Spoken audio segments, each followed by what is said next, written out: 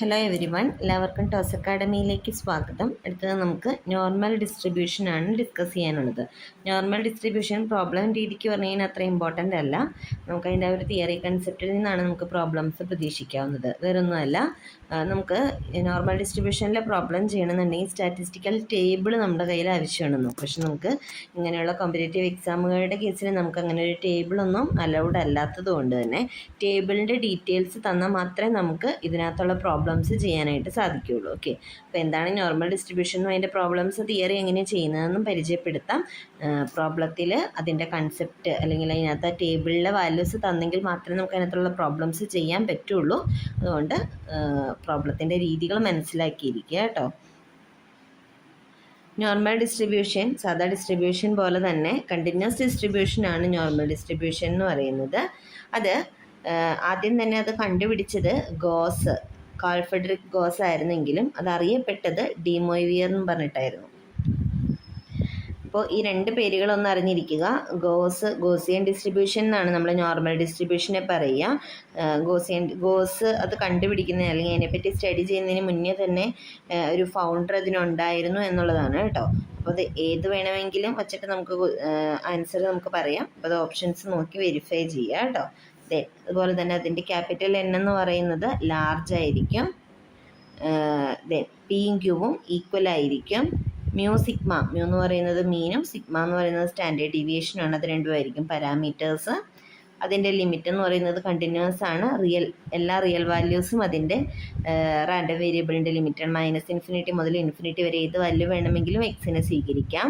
ഇതാണ് അതിൻ്റെ f(x) PDF 1/√2π sigma e raised to minus x minus mu the whole square by 2 sigma square. Okay, then continuous curve ആയിരിക്കും. ഇതാണ് അതിൻ്റെ curve. Bell shaped ആയിരിക്കും, bell പോലെ ഇരിക്കുന്നു. ഇതാണ് അതിൻ്റെ ഒരു കർവ് വരിക. ദെൻ മാധ്യത്തിന് സന്തുലിതമായിരിക്കും എന്ന് പറഞ്ഞാൽ സിമെട്രിക് അബൌട്ട് മീൻ ആയിരിക്കും. അപ്പോൾ നടുക്കത്തത് ഉദ്ദേശിക്കുന്നത് മ്യൂ ആയിരിക്കും. മ്യൂവിൻ്റെ ലെഫ്റ്റ് സൈഡിലോട്ട് റൈറ്റ് സൈഡിലോട്ടും സെയിം ഷേപ്പ് ആയിരിക്കും. അതാണ് സന്തുലിതമായിരിക്കും, സിമെട്രിക് ആയിരിക്കും എന്ന് പറയുന്നത്. അസന്തുലിതം ഉണ്ടാവില്ല. അതായത് ഏത് പോയിന്റ് എടുത്താലും അതിൻ്റെ ഏത് പോയിന്റ് എന്ന് പറയാൻ പറ്റില്ല, നടുക്കുന്ന റൈറ്റിലോട്ടും ലെഫ്റ്റിലോട്ടും ഈക്വൽ ആയിട്ടായിരിക്കും, യൂണിഫോമിലി ആയിരിക്കും അത് ഡിസ്ട്രിബ്യൂട്ട് ചെയ്തിരിക്കുന്നത്. യൂണിഫോം ഡിസ്ട്രിബ്യൂഷൻ എന്ന് ഉദ്ദേശിക്കുന്നത് നമ്മുടെ യൂണിഫോം ഡിസ്ട്രിബ്യൂഷൻ അല്ല, സന്തുലിതമായിട്ടായിരിക്കും, സിമെട്രിക് ആയിരിക്കും എന്നുള്ളതാണ് കേട്ടോ. ദെൻ നോർമൽ ഡിസ്ട്രിബ്യൂഷൻ്റെ കേസിൽ മാധ്യം, മധ്യമം, മഹിതം, മീഡിയൻ മോഡെല്ലാം സെയിം ആയിരിക്കും. മാധ്യത്തിലായിരിക്കും ഏറ്റവും വലിയ ഉന്നതി ഉണ്ടാവുക. ഏറ്റവും ഹൈറ്റ് ഉണ്ടാവുന്നത് മാധ്യത്തിലായിരിക്കും, മ്യൂവിലായിരിക്കും. 99% വേരിയബിൾസും മാധ്യത്തിനടുത്തായിരിക്കും. അതായത് ഇതിന് ചുറ്റുമായിരിക്കും നമ്മുടെ ഏറ്റവും കൂടുതൽ എക്സിൻ്റെ വാല്യൂസ് ഉണ്ടാവുക. ഇരുവശങ്ങളിലേക്കുള്ള സംഭാവ്യത 1/2. പ്രോബബിലിറ്റി ഇങ്ങോട്ടേക്കുള്ള പ്രോബബിലിറ്റിയും ഇങ്ങോട്ടേക്കുള്ള പ്രോബബിലിറ്റിയും 1/2 വീതമായിരിക്കും. സോ ടോട്ടൽ പ്രോബബിലിറ്റി 1 ആയിരിക്കും. എക്സ് ആക്സിസിൻ്റെ താഴേക്ക് അതിന് ഷേപ്പൊന്നുമില്ല എന്ന് വെച്ച് കഴിഞ്ഞാൽ അത് ഇതേപോലെ ഇങ്ങനെ കണ്ടിന്യൂ ചെയ്ത് പോവുകയാണ്. എക്സ് ആക്സിനോട് ടച്ച് ചെയ്യുന്നില്ല, പക്ഷേ എക്സ് ആക്സിനോട് ടച്ച് ചെയ്യാൻ പാകത്തിന് ഇങ്ങനെ എക്സ്റ്റെൻഡ് ചെയ്ത് പോയിക്കൊണ്ടിരിക്കുകയാണ്. Then asymptotic to the base എന്ന് പറഞ്ഞാൽ, അസിംപ്റ്റോട്ടിക് എന്ന് പറഞ്ഞാൽ എന്താണ്, ഇങ്ങനെ ടച്ച് ചെയ്യാറാകുന്നു എന്നുള്ളതാണ് കേട്ടോ. സോ ഇങ്ങനെ ക്ലോസ്ഡ് ആയിട്ട് പോയിക്കൊണ്ടിരിക്കുകയാണ് എന്നുള്ളതാണ് അസിംപ്റ്റോട്ടിക് എന്ന് പറഞ്ഞാൽ ഉദ്ദേശിക്കുന്നത്. ദെൻ പോയിന്റ് ഓഫ് ഇൻഫ്ലക്ഷൻ എന്ന് പറയുന്നത് എന്താണെന്ന് നമ്മൾ പറഞ്ഞിട്ടുണ്ടായിരുന്നു അല്ലേ. കോൺകേവിറ്റിയിൽ നിന്ന് കോൺവെക്സിറ്റിയിലേക്ക്, തെറ്റാണ് കേട്ടോ. കോൺകേവും കോൺവെക്സും തമ്മിലുള്ള ഒരു ഷേപ്പ് വ്യത്യാസം വരുന്ന പോയിന്റ്സിനെയാണ് നമ്മൾ എന്താ പറയുക, പോയിന്റ് ഓഫ് ഇൻഫ്ലക്ഷൻ എന്ന് പറയുക. പോയിന്റ് ഓഫ് ഇൻഫ്ലക്ഷൻ, ഫസ്റ്റത്തെ point of inflection mu minus sigma, mu plus സിഗ്മയാണ് 68%. Then 95% mu plus 2 sigma, mu minus 2 sigma. Then 99.73% mu plus 3 sigma, mu minus 3 sigma. അതിന് ഏകദേശം തിയറി ആയിട്ട് എന്തെങ്കിലും ചോദിക്കാൻ പാകത്തിനൊന്നും അറിഞ്ഞിരുന്നാൽ മതി. ഇതിന് നമുക്ക് പ്രോബ്ലം ഒന്നുമില്ല കേട്ടോ. സ്ക്യൂനസ് ആൻഡ് കർട്ടോസിസ് ഒക്കെ പഠിച്ചിട്ടുണ്ടല്ലോ അല്ലേ. അപ്പോൾ മെസോകട്ടിക് ആയിരിക്കും കർവ്. β2 എന്ന് പറയുന്നത് 3 ആയിരിക്കും. ഒരു മോഡ് മാത്രമേ ഉണ്ടാവുള്ളൂ, യൂണി മോഡലായിരിക്കും. മാധ്യം മ്യൂവും മധ്യമം മോഡ്, മീഡിയൻ മോഡിൽ നിന്ന് Q1 Q3യിലേക്കുള്ള ദൂരം തുല്യ ദൂരമായിരിക്കും. എക്സ് വൈ നോർമൽ ഡിസ്ട്രിബ്യൂഷൻ ആണെങ്കിൽ x+y നോർമൽ ഡിസ്ട്രിബ്യൂഷൻ ആയിരിക്കും. ഇത്രയാണ് നമ്മുടെ തിയറിയിൽ മെയിൻ ആയിട്ടുള്ളത്. ഇനി നമുക്ക് പ്രോബ്ലം ചെയ്യാനായിട്ട് നമ്മൾ സ്റ്റാൻഡേർഡ് ഡിസ്ട്രിബ്യൂഷനാണ് ഉപയോഗിക്കുക. സ്റ്റാൻഡേർഡ് നോർമൽ ഡിസ്ട്രിബ്യൂഷൻ എന്ന് പറയുന്നത് ഇസഡ് എന്ന് പറയുന്നതിനെ ബേസ് ചെയ്തിട്ടാണ്. ഇസഡ് നമ്മുടെ പുതിയ വേരിയബിൾ ആണ്. പുതിയ വേരിയബിൾ എന്ന് പറയുന്നത് x minus mu divided by sigma എന്ന് പറയുന്നതായിരിക്കും. Z equal to x minus mu divided by sigma. ഇത് നമ്മുടെ പുതിയ വേരിയബിൾ. ഇസഡ് വേരിയബിൾ എന്ന് പറയുന്നത് സ്റ്റാൻഡേർഡ് നോർമൽ വേരിയബിൾ ആയിരിക്കും. ആ ഡിസ്ട്രിബ്യൂഷൻ എഫ് ഓഫ് ഇസഡിന് സ്റ്റാൻഡേർഡ് നോർമൽ ഡിസ്ട്രിബ്യൂഷൻ എന്ന് നമ്മൾ പറയും. ഇസഡിൻ്റെ കേസിൽ മ്യൂ എന്ന് പറയുന്നത് ഇസഡിൻ്റെ കേസിലുള്ള മീൻ എന്ന് പറയുന്നത് 0യും അതിൻ്റെ സ്റ്റാൻഡേർഡ് ഡീവിയേഷൻ എന്ന് പറയുന്നത് 1ഉം ആയിരിക്കും. അതിൻ്റെ എഫ് ഓഫ് ഇസഡ് എന്ന് പറയുന്നത് 1/√2 e raised to -z²/2 എന്നുള്ളതായിരിക്കും. ഇവിടേക്ക് ഒരു മൈനസ് ഉണ്ട് കേട്ടോ, ശ്രദ്ധിക്കണം കേട്ടോ. ഇത്രയാണ് നമുക്ക് തിയറി ആയിട്ട് പഠിക്കാനുള്ളത്. ഈ തിയറിയിൽ നിന്ന് വരുന്ന കാര്യങ്ങളല്ലാണ്ട് പ്രോബ്ലംസ് ചെയ്യണമെങ്കിൽ നമുക്ക് ആവശ്യമുള്ള ടേബിളാണ് സ്റ്റാറ്റിസ്റ്റിക്കൽ ടേബിൾ. അതിനകത്ത് നോർമൽ ഡിസ്ട്രിബ്യൂഷൻ ഇതുപോലൊരു കർവുണ്ട്. ഇതുപോലൊരു കർവ് എന്ന് പറഞ്ഞു കഴിഞ്ഞാൽ നോർമൽ ഡിസ്ട്രിബ്യൂഷൻ്റെ കേസിൽ ഇപ്പോൾ ഇത് Z0. ഓക്കെ, ഇപ്പം നമ്മുടെ കർവിന് സിമെട്രിക് ആയിരിക്കും എന്ന് പറഞ്ഞല്ലോ. ഇവിടെ ഓരോ പോസിറ്റീവ് വാല്യൂസും ഇവിടെ നെഗറ്റീവ് വാല്യൂസും ആയിരിക്കും ഉള്ളത്. നടുക്ക് 0 എന്നുള്ള വാല്യൂ ആയിരിക്കും. ഇപ്പോൾ ഈ സെഡിന് തരുന്ന വാല്യൂ അനുസരിച്ച് ഇപ്പോൾ സെഡിന് 1 ആണെന്നുണ്ടെങ്കിൽ 0 മുതൽ 1 വരെയുള്ള ഏരിയ എന്ത് എന്നുള്ളതാണ് നമുക്ക് ഈ ടേബിളിൽ നിന്ന് കിട്ടുക. ഈ സെഡിൻ്റെ വാല്യൂ 1 ആണെന്നുണ്ടെങ്കിൽ നമുക്ക് എടുക്കേണ്ട വാല്യൂ എന്ന് പറയുന്നത് 1.0യും ഇതും. ഓക്കെ, ഇത് രണ്ടും കൂടി ചേർന്ന് കഴിഞ്ഞാൽ 1.00 എന്ന് വരും. സോ നമ്മുടെ ഏരിയ എന്ന് പറയുന്നത് 0.3413 ആയിരിക്കും. ഓക്കെ, കുറച്ച് കാണിച്ചു തരാം എന്നാലും മനസ്സിലാവുള്ളൂ. ഈ സെഡിൻ്റെ വാല്യൂ എന്ന് പറയുന്നത് ഒരു 2.73 ആണെന്ന് വിചാരിച്ചോ. 2.73 ആണ് സെഡിൻ്റെ വാല്യൂ എന്നുണ്ടെന്നുണ്ടെങ്കിൽ 2.7 എടുക്കുക, ദെൻ 3 എടുക്കുക. ഓക്കെ, ഇത് രണ്ടിനും കറസ്പോണ്ടിങ് ആയിട്ട് വരുന്ന വാല്യൂ ഈ വാല്യൂ കണ്ടോ, 0.4968. അപ്പോൾ ഇവിടം വരെയുള്ള ഈ ഏരിയയാണ് നമുക്ക് 0.4968 ആയിട്ട് കിട്ടുക. 2.73 എങ്ങനെ ഫോം ചെയ്തതെന്ന് മനസ്സിലായി കാണുമല്ലോ അല്ലേ. 2.7ഉം 0.03യും കൂടി ചേർന്നിട്ട്. ഓക്കെ, ഇനി ഇസഡിൻ്റെ വാല്യൂ എന്ന് പറയുന്നത് -3.23 ആണെന്ന് വിചാരിച്ചോ. 3.23. അപ്പോൾ അത് ഇവിടെ കിടക്കും. ഓക്കെ, അപ്പോൾ നമുക്ക് 3.23 സിമെട്രിക് ആണല്ലോ. പോസിറ്റീവ് 3.23ലേക്കുള്ള ഏരിയ ഇതായിരിക്കും. ഇത് തന്നെയായിരിക്കും ഏത് ഏരിയയും ഈ ഏരിയ എന്ന് പറയുന്നത്. ഓക്കെ, അപ്പോൾ 3.23 പോസിറ്റീവ് നോക്കിയാൽ 3.2 എന്ന് പറയുന്നത് ഇവിടെ വരും, 3 എന്ന് പറയുന്നത് ഇവിടെ വരും അല്ലേ. ഇപ്പോൾ രണ്ടും കൂടി കമ്പൈൻ ചെയ്യുമ്പോൾ ഇവിടെ വരും നമുക്ക് ഇത് വരും 0.4994 ആയിരിക്കും ഈ ഏരിയ. ഈ ഏരിയ തന്നെയായിരിക്കും ഈ ഏരിയ. മനസ്സിലായോ? അപ്പോൾ 0യ്ക്കും അതിൻ്റെ ഇടയ്ക്കുള്ള ഏരിയാസ് നമ്മൾ പറഞ്ഞു കേട്ടോ. അപ്പോൾ അങ്ങനെ ഓരോ വാല്യൂസ് ഇസഡിന് നോക്കിയിട്ട് നമ്മൾ ടേബിളിൽ നിന്ന് ഇതുപോലെയാണ് വാല്യൂസ് കണ്ടുപിടിക്കുക. അപ്പോൾ ടേബിളിലെ വാല്യൂസ് നമ്മുടെ പ്രോബ്ലത്തിൽ തന്നാൽ മാത്രമാണ് നമുക്ക് എന്ത് ചെയ്യാൻ പറ്റുള്ളൂ, ഇതിൻ്റെ പ്രോബ്ലംസ് ചെയ്യാനായിട്ട് പറ്റുള്ളൂ. ഇപ്പോൾ അവർ തന്നിട്ടുണ്ടായിരുന്നു ടേബിൾ വാല്യൂ കറസ്പോണ്ടിങ് ടു 1.01 എന്ന് പറയുന്നത്. 1.01ൻ്റെ ടേബിൾ വാല്യൂ എന്താണ്?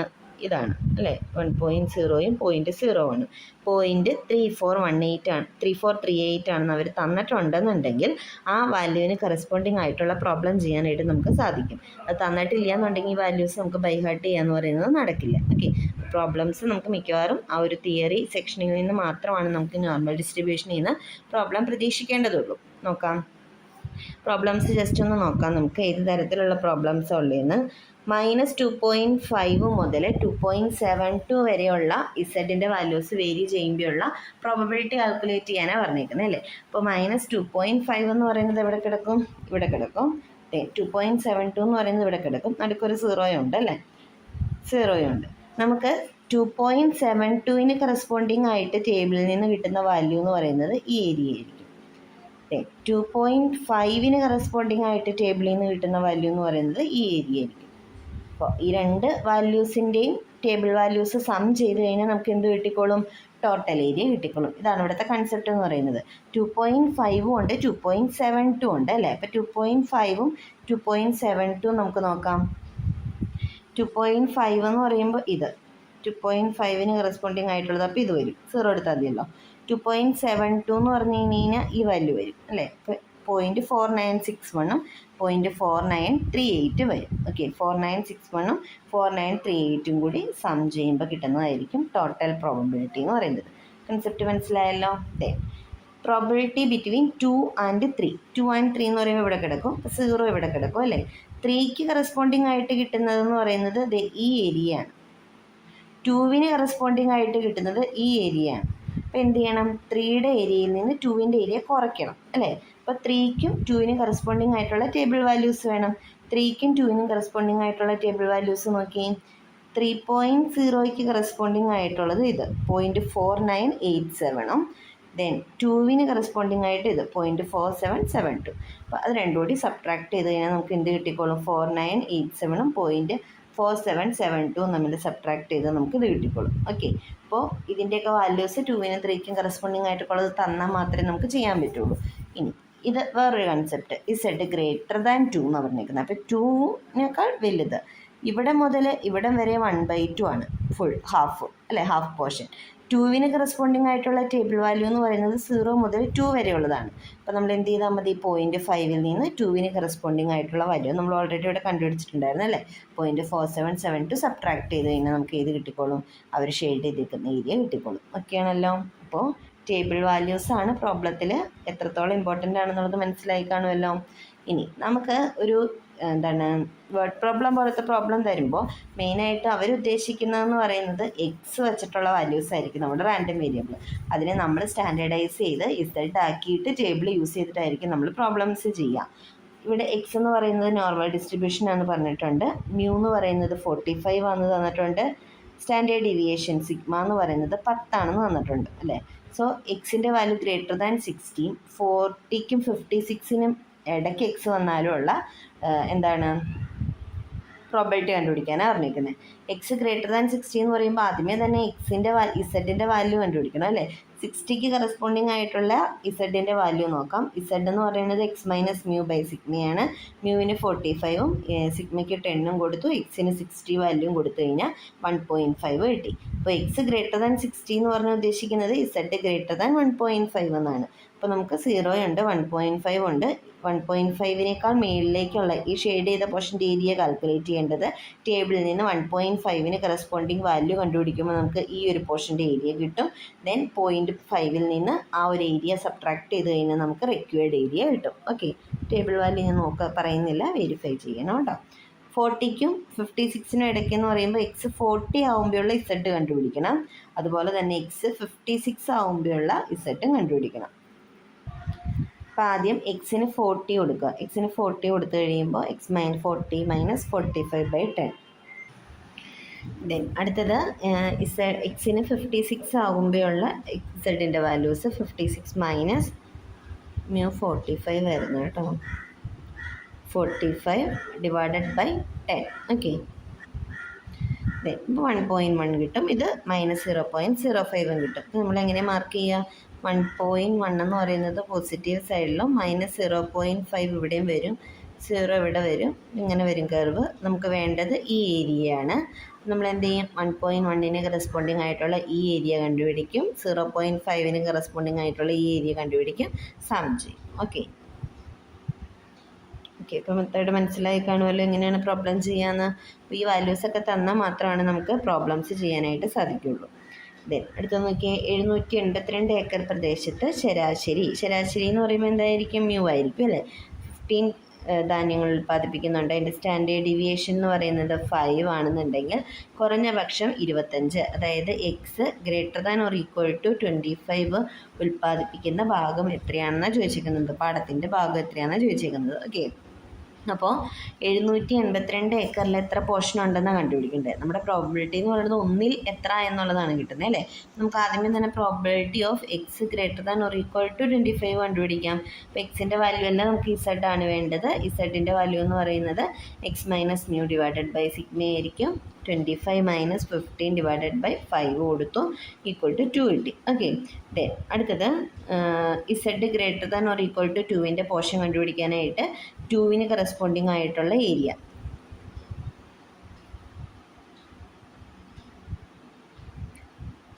ഇത് 2 അല്ലേ, നമ്മളോട് ചോദിച്ചേക്കുന്ന ഈ ഏരിയയാണ്.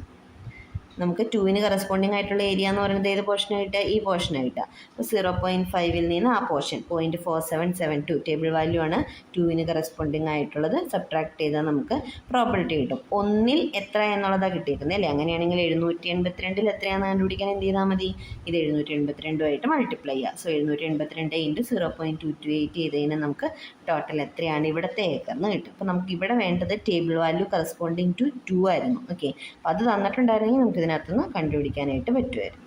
ഓക്കെ, അതെ 0.4772 എന്ന് പറയുന്ന വാല്യൂ തന്നാൽ മാത്രമേ നമുക്ക് ഇതിനകത്തുള്ള പ്രോബ്ലം ചെയ്യാനായിട്ട് പറ്റുള്ളൂ. അടുത്തത് നോക്കിയേ, എക്സ് നോർമൽ ഡിസ്ട്രിബ്യൂഷനാണ്. മ്യൂ തന്നിട്ടുണ്ട് 80, സ്റ്റാൻഡേർഡ് ഡീവിയേഷൻ 20 ആണ്. എക്സിൻ്റെ വില 50-നും 20-നും ഇടയിൽ വരുന്ന വിതരണത്തിൻ്റെ വിസ്തീർണം കണ്ടുപിടിക്കാനാണ് പറഞ്ഞിരിക്കുന്നത് അല്ലേ. എക്സിന് 50 കൊടുക്കണം, അതുപോലെ തന്നെ 120 കൊടുക്കണം. കറസ്പോണ്ടിങ് ആയിട്ടുള്ള ഇസഡ് കണ്ടുപിടിക്കണം. മ്യൂ എന്ന് പറയുന്നത് അതാണ് എക്സ് ബാർ 80 ആണ്, സിഗ്മ 20 ആണ്.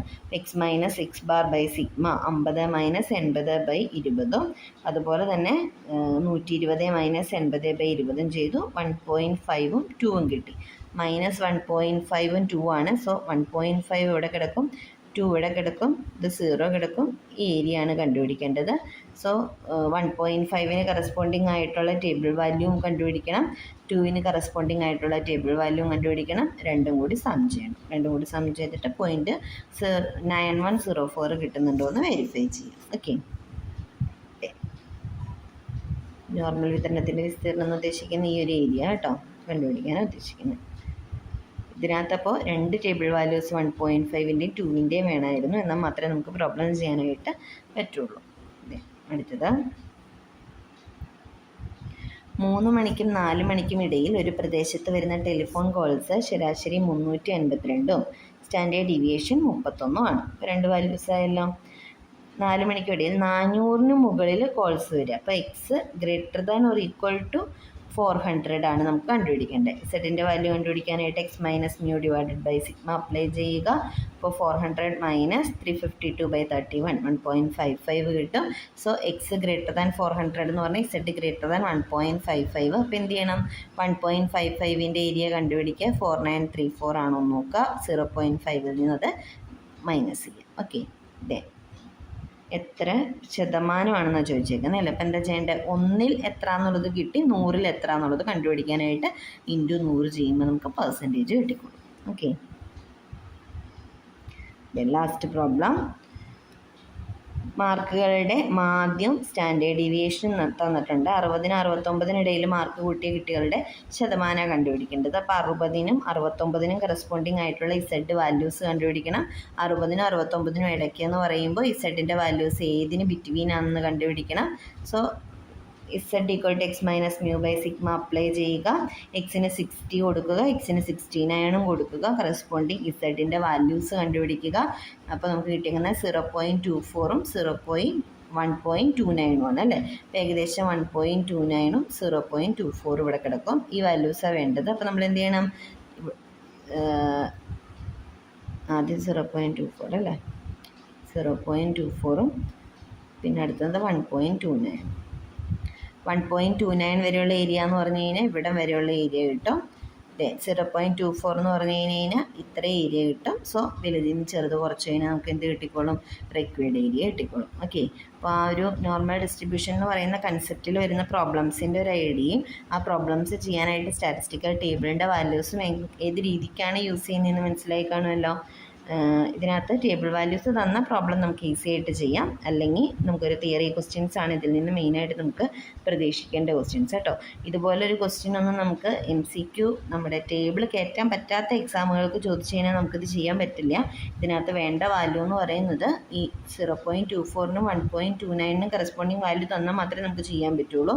ഇത് പ്രോബിലിറ്റിയാണ്. പ്രോബിലിറ്റിക്ക് കറസ്പോണ്ടിങ് ആയിട്ട് പെർസെൻറ്റേജ് കണ്ടുപിടിക്കാൻ എന്തുകൊണ്ട് മൾട്ടിപ്ലൈ ചെയ്യണം, 100 കൊണ്ട് മൾട്ടിപ്ലൈ ചെയ്യണം. അപ്പോൾ നമുക്ക് 30.67 കിട്ടും. ഓക്കെ, സോ ഇത്രയും പ്രോബ്ലംസും ജസ്റ്റ് അതിൻ്റെ കൺസെപ്റ്റ് തിയറി കൺസെപ്റ്റ് മനസ്സിലാക്കുക കേട്ടോ.